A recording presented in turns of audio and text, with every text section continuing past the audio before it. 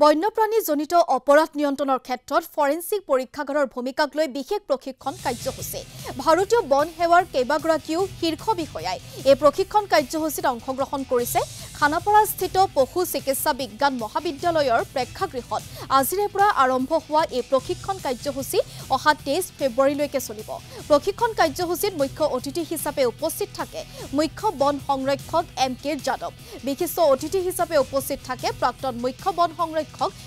বিশাল সিং বনাল এই প্ৰশিক্ষণত ভাৰতৰ বিভিন্ন প্ৰান্তৰ 15 গৰাকী বন সেৱা বিষয়াই অংশগ্ৰহণ কৰিছে ভাৰত চৰকাৰৰ পৰিৱেশ আৰু বন মন্ত্ৰালয়ৰ সহযোগত পশু চিকিৎসা বিজ্ঞান মহাবিদ্যালয়ে বাধ্যতামূলক এই প্ৰশিক্ষণ কাৰ্যসূচীৰ আয়োজন কৰিছে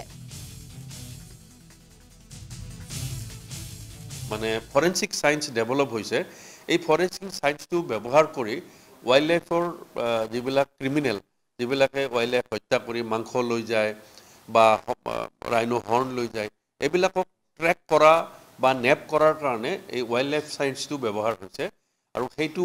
ওপৰতে আজি এই ট্ৰেইনিংটো আৰু আমাৰ এই কলেজখনে যোৱা প্ৰায় 10 বছৰত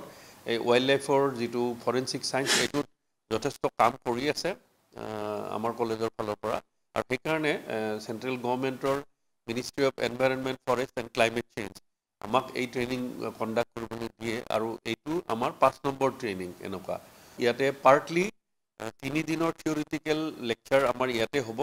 আৰু প্ৰেক্টিকেল কিছুমান লেবৰেটৰী কাম থাকিব সেইবিলাকো হ'ব আৰু ইয়াৰ পাছত আমি ট্ৰেইনিং সকলক কাজিৰঙালৈ লৈ যাম